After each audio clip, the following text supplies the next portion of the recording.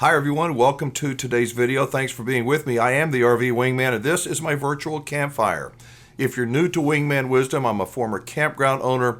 I've camped and RV'd my entire life and I love, as I say, most of the people that do it most of the time. Here on Wingman Wisdom, I talk about things that are a little bit different than most other YouTubers do in the RV space. And I share some of my thoughts and ideas, and I listen to a lot of viewers here around this virtual campfire. So I hope you will hit the subscribe button and make sure you hit that bell, that notification bell. That way you won't miss any videos that I do. I do 4 videos a week, and sometimes I do a 5th one on Saturday. So what would you think if you met somebody in the RV industry, been in the RV industry for 20 years, and wasn't even sure of his exact job title? Well, a friend of mine fits that description. He's really, really smart. And we talk about, well, we're going to start out this conversation talking about RVs as an investment. Yes, as an investment. You gauge the success of an investment based upon the return you were expecting, right? Like, I think I'm going to get 12% a year out of this fund, right? And that's how you gauge whether it was good or bad. Like, here's my expectation. I put this much money in. Well, what type of return are you hoping to get from an RV? And you're right. If you're thinking that you're going to get a monetary return from an investment standpoint into an RV, you're not. It's a depreciable good. Like the value will go down, just like a car. It will go down. But what investment are you making? Are you making an investment to make money? Well, then you're buying the wrong investment. But if you're making an investment in your family, in your freedom of choice and where you want to go, experiences, things that you're going to share and do and go like that, you can't even quantify the return on investment of that. I mean, you just can't do it. And so I would actually counter those people and tell you, depending on what metric you're using, it's potentially the greatest investment you could make. And, all the studies will show you that the money we spend on experiences has such a greater, more profound impact on our return on investment than buying things. And there is no other thing that you can buy that actually generates experiences for you other than something like an RV, a boat, some type of recreational type product actually creates experiences for you. And those are memories and stories that will last your entire life, pass on to your children and grandchildren. Yes. So Zach, what exactly is what is your title and what do you do? It's a funny thing that you asked that actually, because I probably need to check my business card because I never really, I'm being dead serious. Like I never think about it. And sometimes I'll be asked like, what's your job title and something like that. And I don't know if I'm considered a district sales manager or a regional sales manager. And that sounds really horrible for me to say that, but I care less about title. Like I do not care about it at all. I guess that would be like I'm a regional or a district sales manager.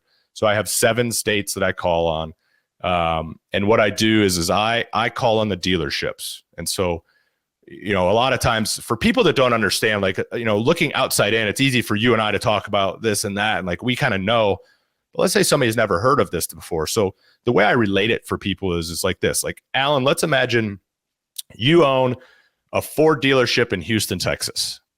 And I work for Ford and I sell you specifically the F-150. Somebody else sells you the Taurus. Somebody else sells you the Expedition. Mm-hmm. I sell you the F-150. And I come down, I train your salespeople on the features of the product, how to sell it, why it's better than everything else in the market. You and I work together or with your sales manager about here's the type of inventory we need to bring in with these options at what time of year, kind of planning all that out. I get involved when you maybe have a customer that's not happy or needs something or we need help or we got to rush this or rush that. I get brought in and you and I will work together for years and years and years and years, either until you decide to go sell to AutoNation or I decide to go work for Chevy, right? Like that's really the only time, like we will be hand in hand that whole time. So when everybody talks about this industry being like such a deep relationship driven industry, that's why. Because we will work together for decades, hand in hand, just getting to know each other. And so that is my role, but with my brand and for my company is what I kind of come in and do. When you are working with these dealers, how much time, you may not spend any time, how much time do you spend on, look, whatever you sell, here's the proper way to do a walkthrough. This is what we expect. This is how you can build that trust, that relationship. You must be doing it, because the dealers I work with that you actually service, these people know how to do a walkthrough. How important is that final walkthrough when you purchase that RV? Talk with me, your thoughts on that. I think it's one of the most critical things that we can do. Excuse me. And, that's a big part of what we do. So when I'm traveling, like when I go for shows and I'm coming down to it, like the Houston RV show or whatever it might be, we're there to just help customers more than anything. But when I go visit my customers' lots, my dealerships, that's what we do. We do training. And it's a balancing act, in my opinion, of, our side of the business is focused a lot on just like the Vanna White approach.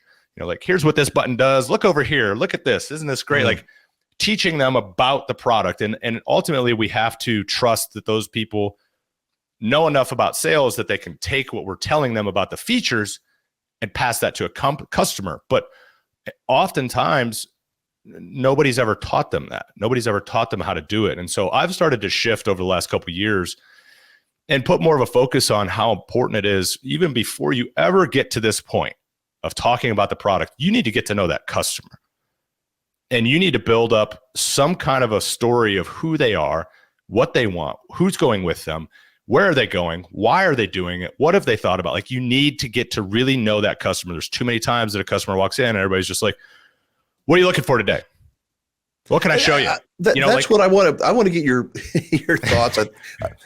There are so many people, not everybody for sure, but there are too many people that are just that kind of person. What are you looking for today? And how quickly are you going to pull the trigger? And if I can make the price right, and there's a sleaze factor. And it just, I think it turns a lot of people off. It turns me off. It does. It's, and you're going to get me fired up now, because it's something that I care really deeply about. Is, I think our standards for what we accept, and like we kind of just take people, plug them in and go get them, Tiger, sink or swim. And so everybody goes out there and they kind of just sell like they've seen on a TV show or a movie, or they've watched a couple YouTube videos, and they just don't know what they're doing. And it's not their fault. But I think it's also overcomplicated. This is a different process than a car, right? It's a different process than coming into Home Depot to buy a drill. This is your home on wheels. Like, you're going to go do things with this that we need to have a conversation. I need to get to know you. I need you to tell me more about you, because you may say one thing that's that little nugget that I'm like, oh, you don't want this floor plan. I didn't realize that Aunt Sally was going to be coming 20% of it. Let me show you this one. Let me help you with this. Or you're going to get a new truck 2 weeks from now. Well, let's wait until you get the new truck rather than buy the trailer for today's truck. There's certain things that if we could take some time and really try and take care of that customer and get to know their story, I think that is probably the most important thing possible. You build that relationship with that customer. And then you can get into, okay, I've got a couple ideas out here of products that, from what you've told me, let me go show you a couple of them. And before you bombard anybody with a massive walk around of here's why this, you got to get a feel for what they like, right. And show them a couple things. And then you can start really telling them more about the ones that they're leaning into. So what are your thoughts about buying an RV? Do you see it like I do, that buying an RV is really more of a process than it is just going and buying a drill or something at Home Depot? I certainly see it that way. Would love to know what you think. Before we go any further, if you would, please hit the subscribe button and mash the notification bell. That way you'll get a bump each time we do a video. Now, going back to buying an RV. To me, it is much more than just, checking off a bunch of boxes. There's your RV. I have always found, at least with the dealers that I work with, I do consulting work with, the best people are good listeners. I ask a lot of why questions. And the reason I do is because I want to listen. I can't just go, okay, you got 4 kids or 2 kids and you're going to go do that. There's the camper for you. It's not that simple. At least it's not that simple for me. The people that I know, the people that watch Wingman Wisdom, I think that you would appreciate somebody listening to you. I read all your comments. I really do. I listen to all your voicemail messages. I think a dealer should listen to you. But I want to know what you think. And what do you think about Zach? If you get a chance, if you ever run into him at a show or you're in one of the dealerships that he's calling on, he's such a good guy. I would encourage you to say hi and visit with him for a few minutes. I think, like me, you're going to be very impressed. And by the way, did you notice he didn't say who he worked for? He didn't. We put down he worked for Forest River.